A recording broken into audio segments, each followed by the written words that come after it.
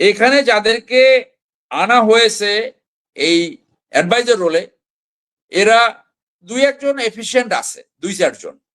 বাকিরা হলো ভীরু, কাপুরুষ, অথর্ব, অযোগ্য। তারা এখন প্রোটেকশন খুঁজছে, যখন এই সরকার থাকবে না কে কারে প্রোটেক্ট করবে। হয়তো তারা সৎ, 2-1 জন হয়তো দুর্নীতিতে লিপ্ত হয়েছে, তো এই সততা তো কোনো কাজে লাগছে না। তো সেই জন্য বলি যে হোয়াই রেভলিউশন ফেলস, ওই যে কারণ যে আপনি দেখেন সাকসেসফুল কারা হয়েছে। আপনি যদি দেখেন যে যুদ্ধ উত্তর এবং বিপ্লব উত্তর, বিপ্লব উত্তর সাকসেস স্টোরি একটা হলো ইরান। ইরানে যে রেভলিউশন হয়েছে, তারা সাফল্যের সাথে সুশাসন, ন্যায় বিচার প্রতিষ্ঠা করতে পেরেছে। কিউবার বিপ্লবের পরে পেরেছে, কিন্তু অনেকে সেটা পারে নাই। আপনার রোমানিয়া তাদের বিপ্লব ফেল করেছে, আপনার ইরাকের বিপ্লব ফেল করেছে। তারা তারা তারা তারা সেই সুশাসন, ন্যায় বিচার অথবা উন্নয়ন আনতে পারে নাই। লিবিয়াতে ফেল করেছে। আবার যুদ্ধ উত্তর কারা সাফল্যমণ্ডিত করেছে?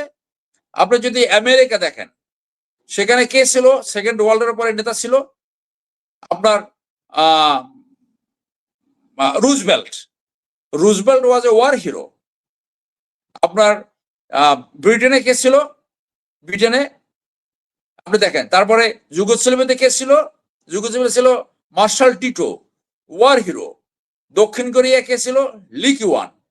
মাহাথির মোহাম্মদ, এরা এক ধরনের মার্শাল্লা চালিয়েছে। সো বাংলাদেশের এই বিপ্লব সফল করার জন্য ছিল ওই ধরনের একটা শুধু গান্ধী অ্যাপ্রোচ না, একটা মার্শাল্লা অ্যাপ্রোচ, একটা লিমিটেড স্ট্রিম রুলিং দরকার ছিল। স্ট্রিম রুলিং ব্যতীত এখানে একটা ব্যাপার বলি, সেটা হলো স্ট্রিম রুলিং তো অনেক দূরের বিষয়। একটা জিনিস নিশ্চয়ই খেয়াল করেছেন যে তারা ক্ষমতায় আসার সাথে সাথে যেন মব ভায়োলেন্সকে সাথে করে নিয়ে আসছে। পৃথিবীতে বাংলাদেশের আর কারো কখনো বোধহয় এত দাবি দেওয়া ছিল না।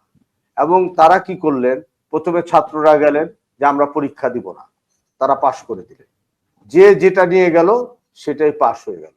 আপনি দল করতে যাচ্ছেন, আপনি যান, দলের দরজা খোলা, আপনি দলের নিবন্ধন পেয়ে গেলেন।